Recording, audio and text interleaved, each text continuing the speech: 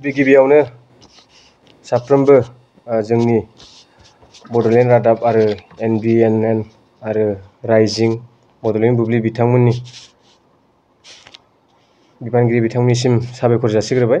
जोंनि खावलायनाय बायदि दिनै जोंनि दुलाराय बर' फरायसा आफादनि गाहाय मावख' बड'फा हाउसआव फैनायनि थाखाय आरो साफ्रोमबो जोंनि रायजो राजा नायगिरि बिथांमोननिसिमबो आंनि गोसो गोरबोनि जानानै आरो दुलाराय बर' फरायसा आफादनि जानानै गाहाम हामलायनाय आरो गाहाम अनसायनायखौ जासिहरग्रोबाय।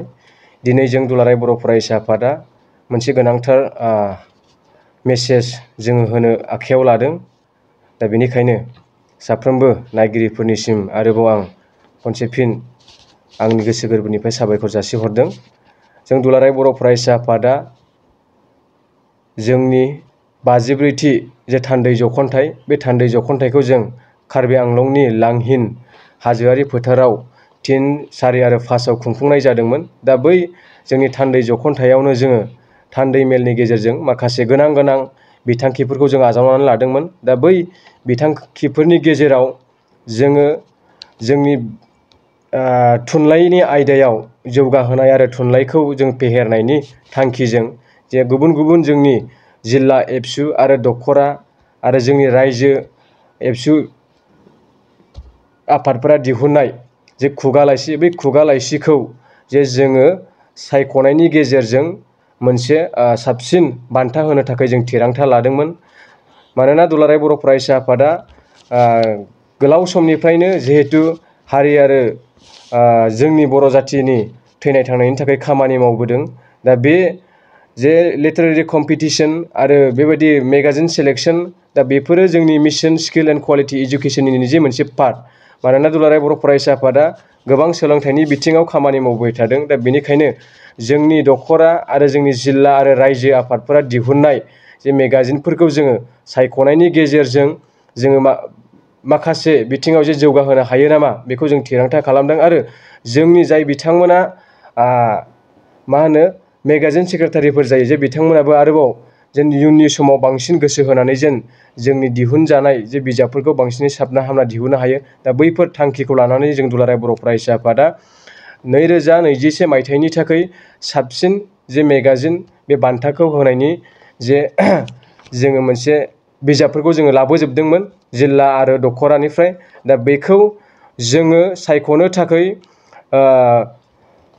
पान्दु फरायसालिमानि बर' बिफाननि बिफान गाहाय डक्टर प्रणब ज्यति नार्जारि आरो बड'लेण्ड मुलुगसोलोंसालि सेन्टार फर बर' स्टाडिजनि एसिस्टेन्ट रिसार्चार डक्टर रजे ब्रह्म, बेजों लोगोसे जोंनि क'क्राझार BEd कलेजनिनो सासे बिबुंगिरि दिपा रानि ब्रह्म। दा बिथांमोनखौ जों नायबिजिरगिरि एबा जुरि बर्डनि सोद्रोमा हिसाबै जों सायख'नानै लादोंमोन। दा बिथांमोननि गोख्रों नाजानायनि गेजेरजों जोङो दिनै 31 अक्ट'बर बे खालारखालि जोङो बे बिजाब सायख'नायनि जे रिजाल्ट, दा बेखौ जोंनि जुरि बर्डनि सोद्रोमा बिथांमोननि गोख्रों नाजानायाव जोङो दिनै फोसावनो थाखाय आखायाव लादों। दा बेयाव जोङो मोनथाम केटेगरि खालामदों, सेथि आरो नैथि आरो थामथि। जिल्लायाव 3 आरो दख'रायाव 3, जिहेतु जोंना इउनिटआ गैया। दा बेनिखायनो जिल्ला आरो दख'रा बे मोननै जे आफाद, बेयावहाय जों मोनथाम केटेगरि फार्स्ट, सेकेन्ड, थार्ड होनाय जादों। दा बेजों लोगोसे जोङो बै जायफोरा सेथि आरो नैथि थामथि बान्था मोननो हाबाय, दा बिथांमोननि थाखाय जों माखासे फिसा जोङो प्राइज जोङो रेडि खालामदों। दा बेखौबो आङो फोरमायगोन। गिबियावनो सेथि जे बान्थाखौ मोननो हादों जिल्ला आफादाव उदालगुरि जिल्ला। दा बिथांमोननि खुगा लाइसिनि मुङा समनि थान्दै। आरो नैथि मासिखौ आवग्रिनो हादों चिरां जिल्ला। दा बिथांमोननि खुगा लाइसिनि मुङा बिदिन्था। दा थामथि मासियाव जोंहा जिहेतु इउनिभारसिटिफ्रा जिल्ला मर्यादा मोनदों, दा बेनिखायनो थामथि मासिखौ आवग्रिनो हादों गुवाहाटि मुलुगसोलोंसालिनि। दा बिथांमोननि जे खुगा लाइसि बियो सानरेगा। आरो दख'रा आफादाव जोंहा दङ दतमा दख'रा, बिथांमोननि खुगा लाइसिनि मुङा सांग्रां। रामफलबिल दख'रा, बिथांमोननि खुगा लाइसिनि मुङा दैमु। आरो जोंहा थामथियाव मोननो हाबावदों निसिमा दख'रा, बिथांमोननि खुगा लाइसिनि मुङा नोजोर। दा बै साबसिन सायख'जानाय जे बिजाब, दा बिथांमोननि थाखाय जोङो जोंनि जे माखासे बान्था होनाय दा बै बान्थाखौ जोङो दुलाराय बर' फरायसा आफादनि 55थि बोसोरसालिया जथुम्माया जोंनि रौतानि बड'लेण्ड फोथाराव जे खुंफुंजागोन। दा बै बोसोरसालिया जथुम्मानि थान्दै मेलावनो जोङो बिथांमोननो बान्थाखौ जों गथायनाय जागोन।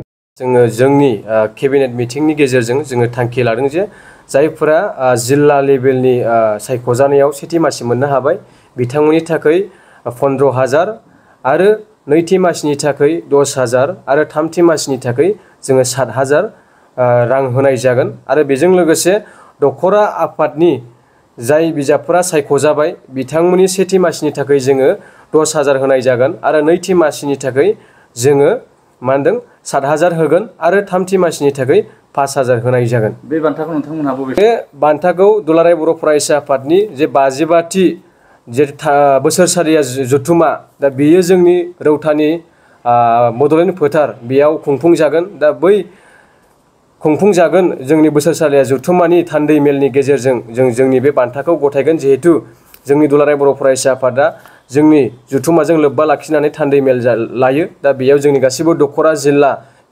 आफादनि बिबानगिरि बिथांमोना बाहागो लायो। दा बेनिखायनो जों थान्दै मेलावनो जोङो बे बान्थाखौ गथायनो थाखाय थि खालामदों। दा बेनिखायनो जाय बिथांमोना बान्थाखौ मोननो हाबाय बिथांमोननिसिम आं कंग्रेसुलेसन जासिहरबाय।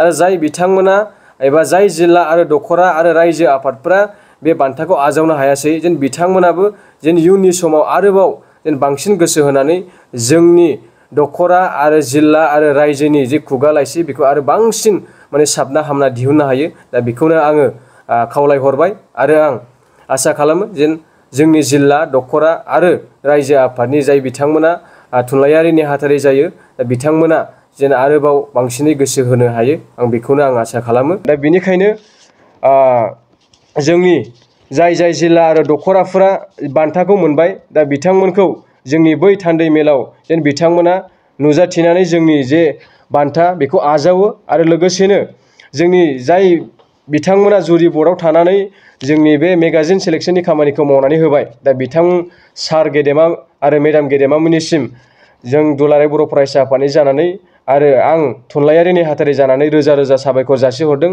मानोना बिथांमोना गावसोरनि बेसेन गोसा समखौ दोनथ'नानैब्लाबो जोंनि दुलाराय बर' फरायसा आफादनि खावलायनायखौ मान होनानै बिथांमोना जोंनो बेबायदि खामानिखौ मावनानै होबाय। दा बिनिखायनो आरो फिन खनसेबाव आं बिथांमोननिसिम रोजा रोजा साबायखर जासिदों। आरो जाय जिल्ला बिथांमोना मोनबाय आरो जाय जिल्ला आरो दखराफोरा मोनासै फैबाय थानाय समाव जेन बिथांमोना आरोबाव जोंनि दखरा आरो जिल्लाफोरा बिजाब दिहुननायखौ आरो साबसिन खालामनो हायो आं बेखौ मिजिं थिदों। मानोना जों दुलाराय बर' फरायसा आफादा थांखि लादों जे बोसोरफ्रोमबो जोङो बेबायदि मेगाजिन सेलेक्सन बेखौ जों लालांबाय थागोन। दा बेनिखायनो आं दखरा आरो जोंनि रायजो आरो जिल्ला दुलाराय बर' फरायसा आफाद बिथांमोनखौ खावलायहरदों जेन फैबाय थानाय समाव साबसिन हामसिन आरो बयजोंबो अनसायजानाय जेन मेगाजिन दिहुननो हायो। दा बेखौनो आं खावलायहरबाय।